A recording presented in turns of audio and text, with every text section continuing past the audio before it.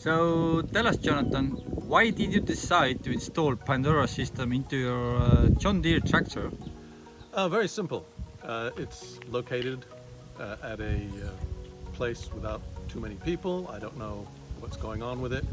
And most importantly, every John Deere tractor uses exactly the same key and has done so for many, many years. So people can just come up and basically start and drive away the tractor. Nothing to stop them. So this way there's a security system.